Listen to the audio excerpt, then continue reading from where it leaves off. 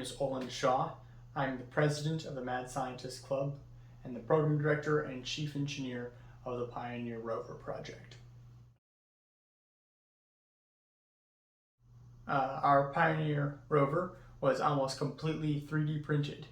It had surface sample and driving capabilities. Pioneer Rover took surface samples with a vacuum system, surface sample collection vacuum system. And the way that worked was we had a containment chamber built into the chassis of the rover itself, and with a induction fan at one end. At the other end we had a small hole for a plastic tube that would lower itself from the bottom of the rover using a servo so that it could be stored during flight, and then once it landed we could flip a switch on our remote and it would lower down and be able to suck up samples off the ground. For driving, we actually had tank tracks, sort of 3D printed tank tracks, and we used a dual drive system, and so that we could make effective turns, basically just turning on a dime, and the way we did that was we had two separate motors in there, each with their own gearbox that brought it down to like 30 RPM, which was a very nice speed because you could move at a good clip, but it wasn't too incredibly slow. And we had that both those motors hooked up to a separate joystick on our controller. That way we could, control it, and I'd be able to do some pretty cool stuff with that. Our trip out to Colorado was quite a long one. We actually drove all the way out there. We started early Sunday morning and drove until 2 a.m. Colorado time Monday morning. So we drove for about 22 hours straight, I think. That's what it comes out to. 22 hours. Yeah.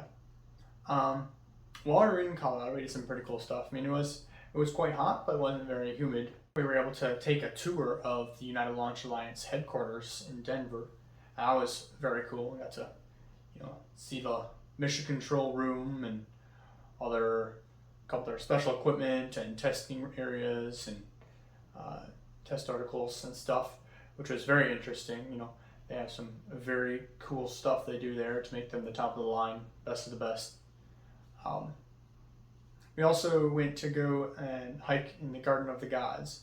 That was quite interesting, very scenic. We enjoyed it a lot. We also went to Pikes Peak.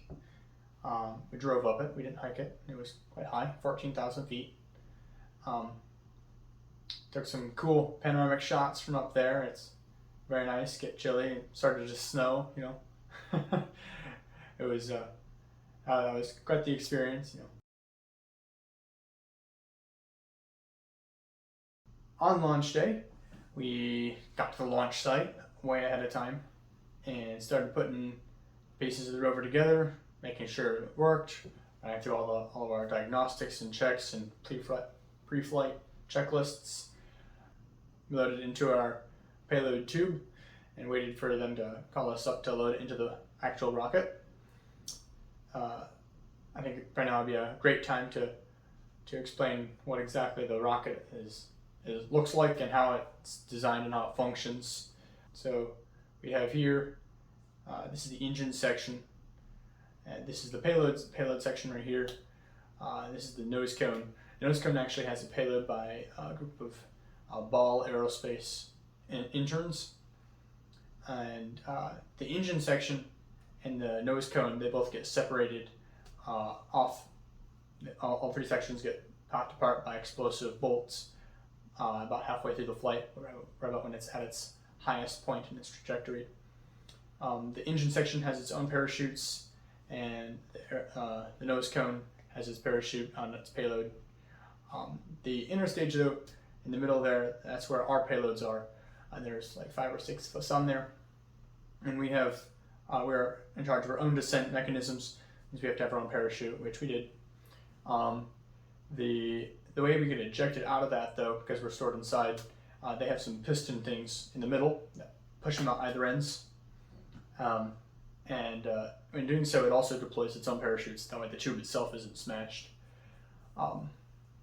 That's how that works. And so once it gets ejected from the rocket, the plan is that our parachute is sitting right on top, basically is immediately exposed to the aerodynamic forces, and so it should open pretty much automatically as soon as it gets ejected from the rocket. The launch of the rocket, I think, went quite well. We were about 1,000 feet away. We had a fake out countdown, and then a couple second delay after the initial ignition time, and then it did go, and it was quite something to watch. And quite high, very high, like 4,000 or 5,000 feet, way up there. Right after apogee, you can see parachutes start to deploy, and it's right about then that I start to right about after we start seeing our the first parachutes, I start to have a few doubts about what happened, because I don't see our parachute in the sky, and you can hear that pretty clearly in my voice. Why can't I see ours?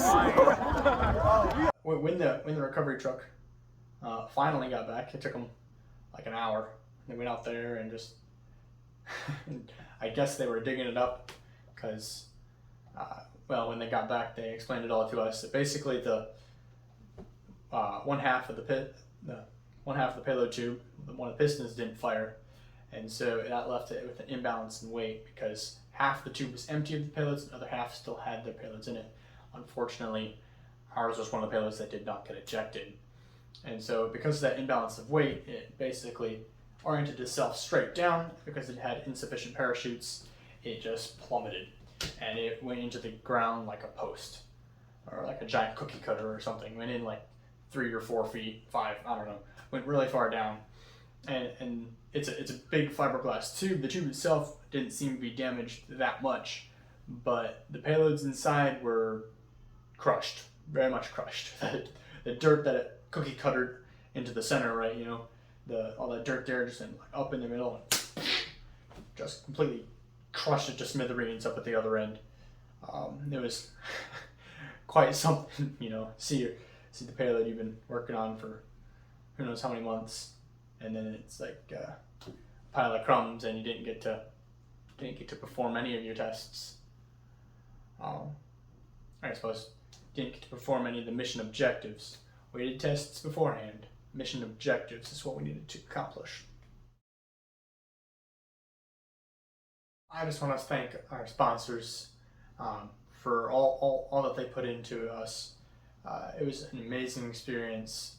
10 out of 10 would do it again. It was awesome, being able to go out west. I get to fly with the big boys, so to speak. It's a once in a lifetime opportunity for most people, and I would definitely recommend, if you want to put together a K through 12 team, you can go ahead and do that. It's free to fly on the rocket. You just have to make your payload and get out to Colorado.